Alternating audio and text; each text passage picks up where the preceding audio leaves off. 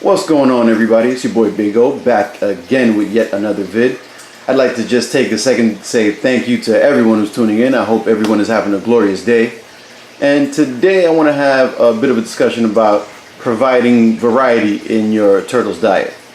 And as you can see here, I have three different items from the Zoomed, I guess, canned insect line.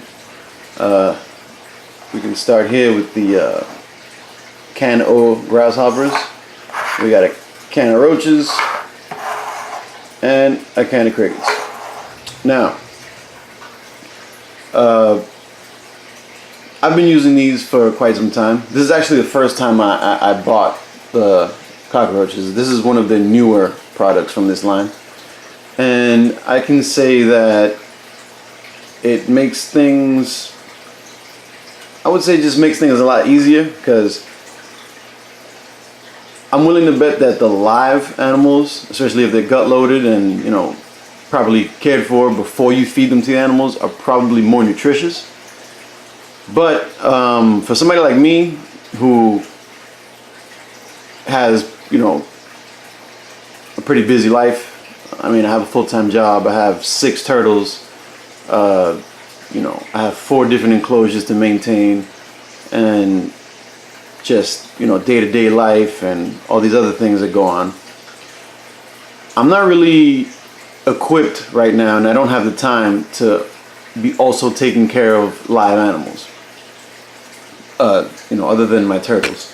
I've tried keeping crickets. I can't stand the chirping at night. It drives me crazy. Some of them will always eventually escape no matter what you try to do, and you're gonna hear them chirping while you're trying to go to sleep, and you're never gonna be able to find them, and it's gonna drive you insane. In regard to the roaches, from what I hear and from what I've, you know, the very small amount of research that I've done, I hear they're pretty easy to take care of. But I've also heard that they can get a little funky for whatever reason. I'm not really too sure if it's bad husbandry or if it's just, you know, part of the deal. But not really interested in the smells. And grasshoppers, it's, you know, I'm not really too sure if they make any sort of chirping noises like crickets do, but I don't think I've ever seen grasshoppers that can be bought like in bulk from any I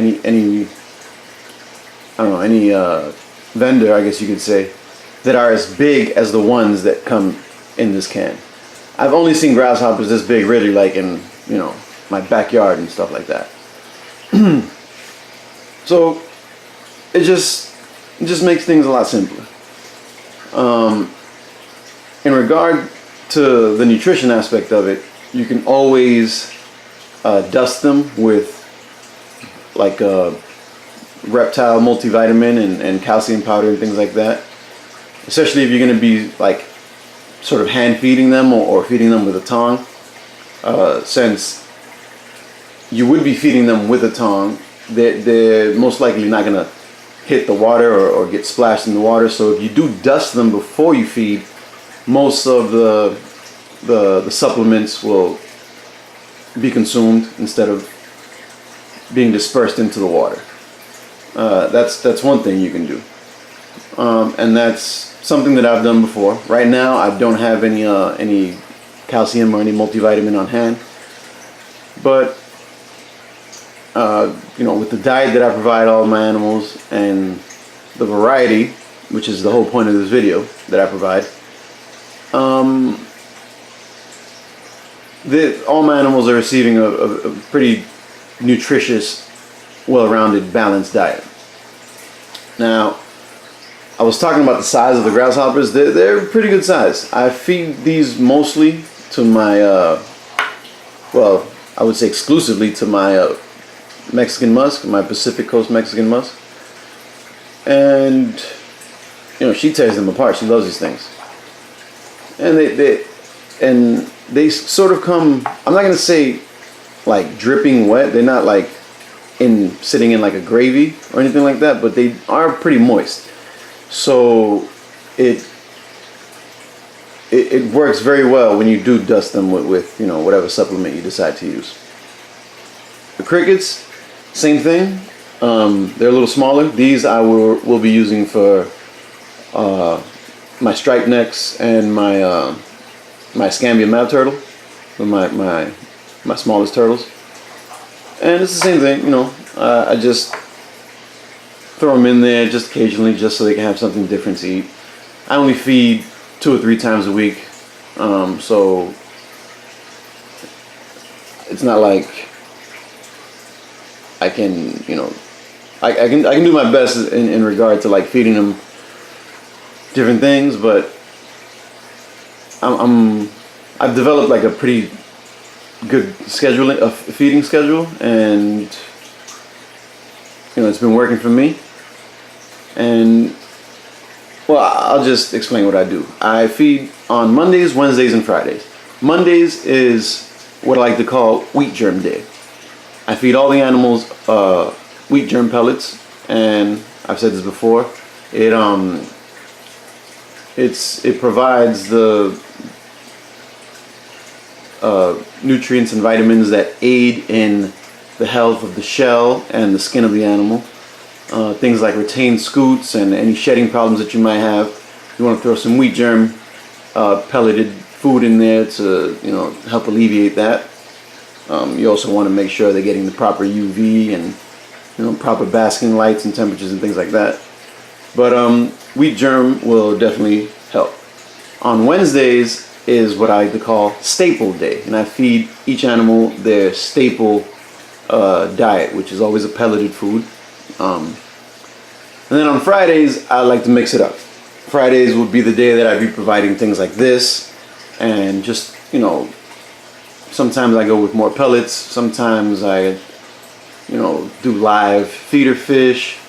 I've been trying to actually put in a little more effort to constantly maintaining a good number of feeder fish in all my tanks. So I've always just made sure that they get as many different things to eat as they possibly can.